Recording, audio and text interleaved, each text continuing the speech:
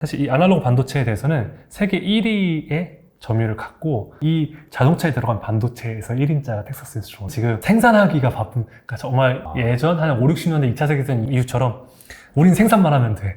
공급, 지금 수요는 너무 많은 상황이 된 넘쳐나고 있고. 삼성, 인텔, TSMC만 알고 있기엔 너무 아쉬운 기업이었던 거죠.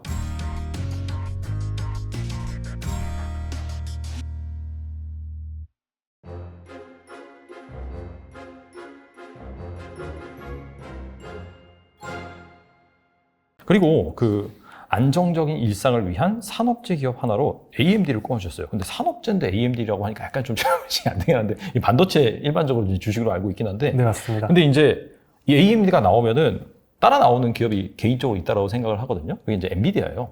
그래서 왜 엔비디아가 아니라 AMD를 좀 선택을 하신 건지. 사실 엔비디아가 1등이고 네. AMD가 이제 만년 2등이다. 약간 그런 식으로 알려져 있잖아요. 그래서 약간 그 IT 전문가의 뷰는 궁금합니다.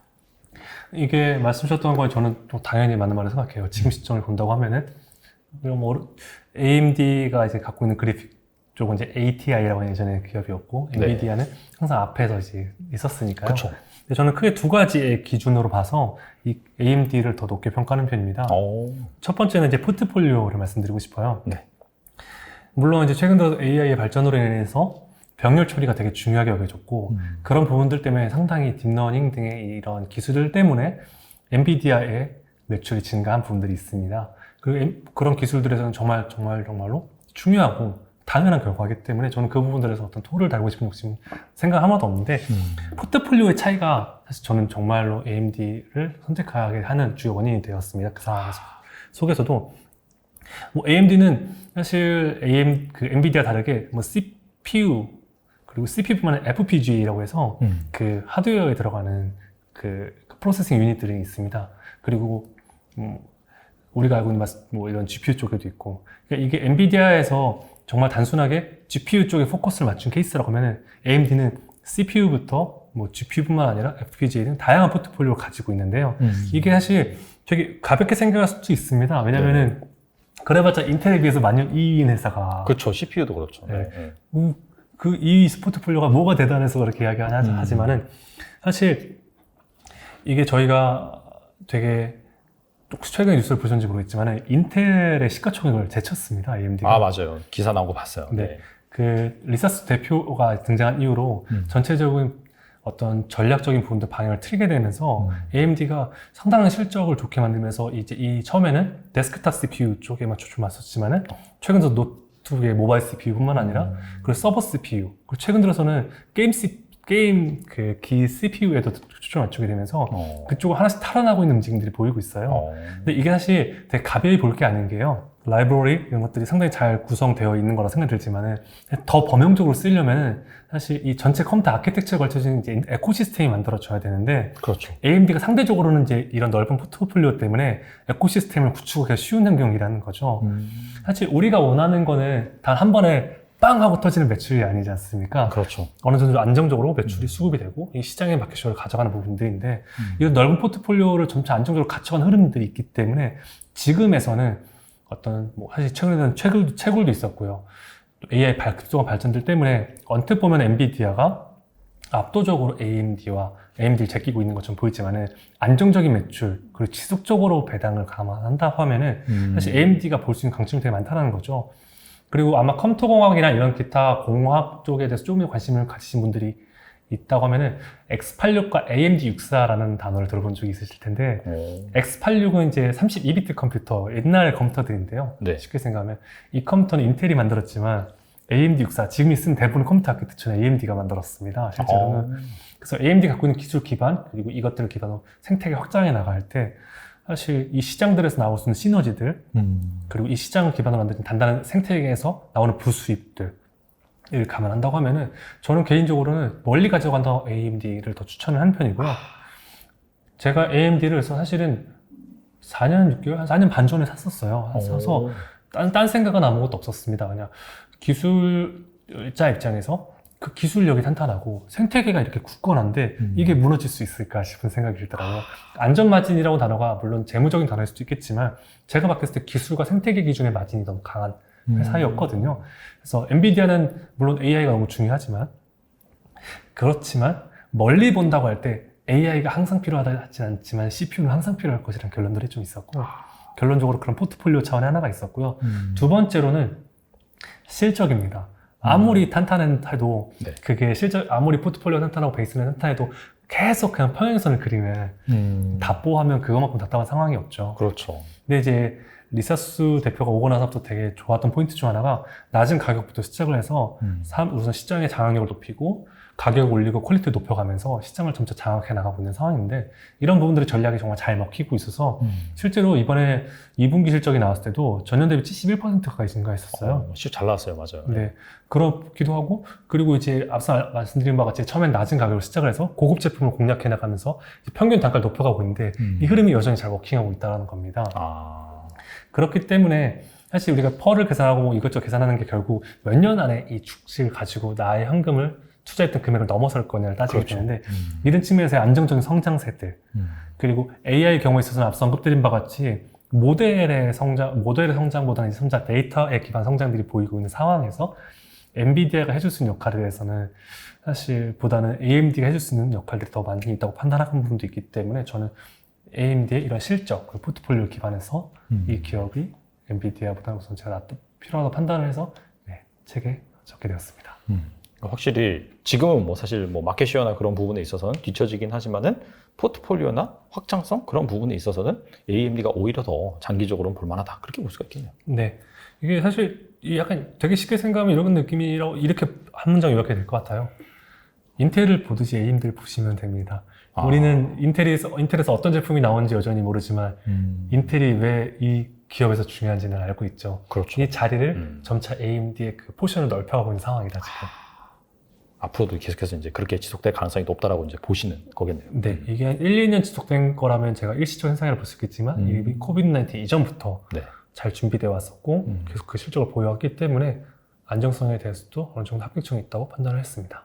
그럴 만한 게 인텔 같은 경우에는 사실 그 차세대 CPU 사파이어 래피드인가요? 그거 뭐 계속 작년부터 나온다 해도 계속 안 나오고 오히려 이제 AMD가 먼저 내놓는다, 그런 얘기가 있긴 하더라고요, 보니까.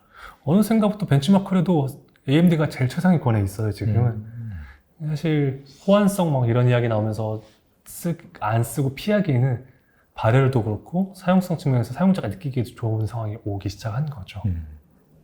알겠습니다. 또 하나의 반도체 기업 소개를 해주셨는데 텍사스 인스트루먼트죠. 이 기업이 이 책에 담겨 있습니다. 근데 사실 또 반도체 기업이라고 한다면 엔비디아도 앞서 언급을 했지만 워낙 쟁쟁한 기업도 많잖아요. 그렇죠. 뭐 TSMC라든지 우리나라에서는 삼성전자 이런 기업들이 있는데 굳이 왜 텍사스 인스트루먼트 이 기업을 소개시켜 주는지 궁금합니다. 사실 저도 저희 필진도 이 부분에 상당히 고민을 했었습니다. 근데 저희가 사실 우선 서두부터 말씀드리자면은 말씀드렸던 삼성전자, 인텔, TSMC 등은 너무 잘 알려진 기업이기 때문에 저희가 어떻게 보면은 어떤 내재 가치가 튼튼한 다른 기업들을 소개한다고 할 때 이 기업들은 이미 너무 알려져서 우선은 좀 배제를 한 감이 있었고요. 그렇다고 했을 때 텍사스 인스트루먼트가 뭐 갑자기 되게 기초도 없고 마진도 없지만 소개가 안 돼서 저희가 소개했냐, 이것은 아닙니다. 그렇죠. 근데 아마 이 이름은 되게 많이 들어보셨을 거예요. 많이 들어봤어요. 공대를 다녔다고 하면은 한 번쯤 등장한 공학용 계산기의 대표적인 회사가 텍사스 인스트루먼트이기도 합니다. 근데 여기까지 이야기하면 사람들이 뭐 그렇다고 공학용 계산기로 매출을 엄청 올릴 것인가 했을 때 그런 것 때문에 그런 건 아니고요. 네. 사실 제가 여기 소개했던 이유는 텍사스 인스트루먼트가 사실 한 1980년도까지 강자였다가 계속 수그러들면서 매출이 하락하다가 최근 이제 5년 사이에 되게 빠르게 성장세를 회복을 하고 올라가는 움직임이 있어서 꼭 소개를 해야 되는 부분들도 있었고요. 사실 이 기업은 그래도 여전히 1위인 부분들이 있습니다. 이런 올해 성장이 주춤한 부분이 있음에도 불구하고 이제 그 부분이 바로 아날로그 반도체라는 거예요. 네. 들으면 좀 이상하게 받아들이실 수 있을 것 같습니다. 반도체인데 아날로그라니?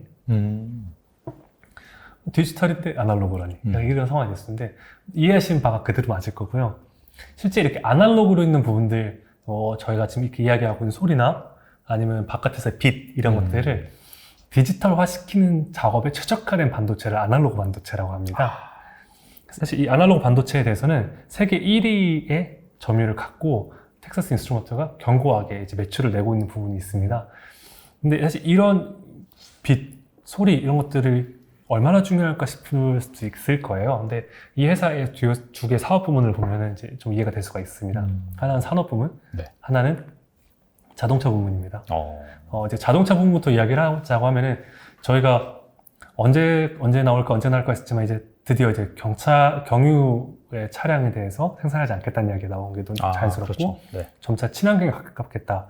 전기차 이렇게 하겠다고 하는데 근데 전기차의 가장 큰 특징 중 하나가 반도체를 상당히 많이 들어가는 겁니다. 그렇죠. 사실 이런 반도체 때문에 최근 들어서는 한국에서는 중고차가 신차보다 비싼 말도 안 되는 현상이 벌어지기도 하고 신차도 계약한다고 해도 6개월은 기본으로 기다려야 되는데 이 자동차에 들어간 반도체에서 1인자가 텍사스 인스트루먼트입니다.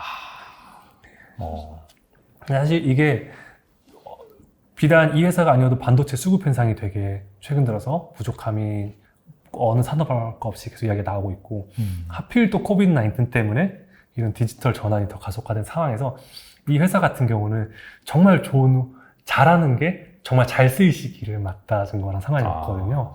특히 이제 바이든 정부가 들어가게 되면서 친환경 자동차 되게 중요하다. 정말 뭐 20년 안에 상당 부분의 자동차를 다 친환경 대체하겠다는 부분을 감안한다고 할 때 텍사스 인스트루먼트 입장에서는 지금 생산하기가 바쁜, 그러니까 정말 예전 한 5, 60년대 2차 세계대전 이후처럼 우린 생산만 하면 돼. 지금 수요는 너무 많은 상황이 돼. 넘쳐나고 있고 그냥 만들면 무조건 팔리는 그런 상황이다. 네. 그런 상황이 되다 보니까 텍사스 인스트루먼트에 대해서 지금 본인들이 의지하지 않았지만 잘하던 걸 잘해왔기 때문에 시장에 맞물려서 정말 성장주로 볼 수가 있게 돼버린 상황이 된 거죠.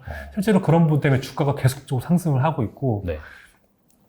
이 나머지 이 회사 갖고 있는 다른 사업 부문 중에 하나가 바로 산업 부문입니다. 산업이요? 네, 산업용 반도체라고 해서 정말 작은, 정말 막 드라이기 붙이면서 정말 드라이브 통해 작은 기계들에 들어간 반도체들인데 이게 되게 중요한 포인트인 게 저희가 점차 기계들이 작아지고 통합되고 최근에 드론부터 시작해서 정말 소형화되는 부분들에 대해서 그리고 이 소형화되는 부분들에서 어떤 기계할 것 없이 반도체가 들어가고 있는 상황이 되어 있거든요. 네네. 뭐 앞서 말씀드렸던 스마트 팩토리도 그런 측면이 있을 수 있고요.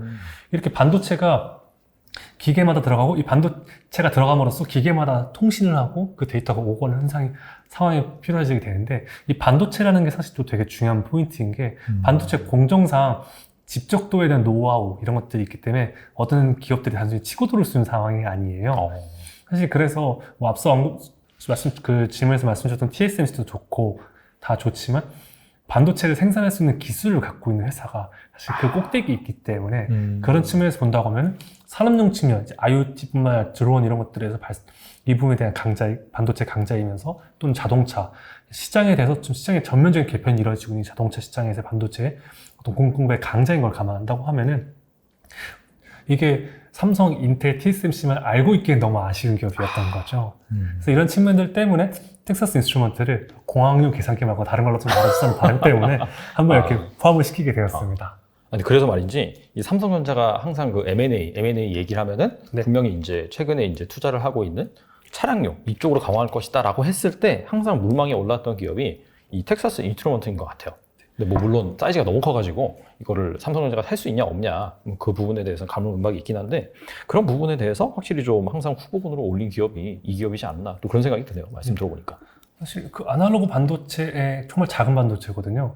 이거를 거의 20조를 팔아요. 이 기업이. 이걸로만. 그러니까 이게 사실 저희가 뭐 20조면 뭐 삼성 뭐 200조 가까이 되는데 뭐 이럴 수도 있거든요. 근데 이게 B2C에서 100만 원짜리, 200만 원짜리 제품이 아니라 한 개 개별로의 단가로 본다고 하면 되게 미미한 제품이거든요. 이거를 거의 20조까지 팔면서 시장에 1위를 수성하고 있다는 자체가 상당한 사실 이제 강점이라 볼 수가 있는 거죠. 뭐 말씀 주셨던 인텔도 그렇고 TSMC도 그렇고 시장에서 정말 치열하게 경쟁하고 있잖아요. 그 안에서 20%를 가져간다는 거, 전 세계가 이 시장을 원하고 있다는 거, 사실 무시 못할 부분이라고 보는 거죠. 확실히 좀 반도체 투자하신다면은 이 기업을 한번 꼭 잘 보시고 관심 종목에 넣어 놓으신 다음에 또 분석을 해보시면 좋을 것 같아요. 네.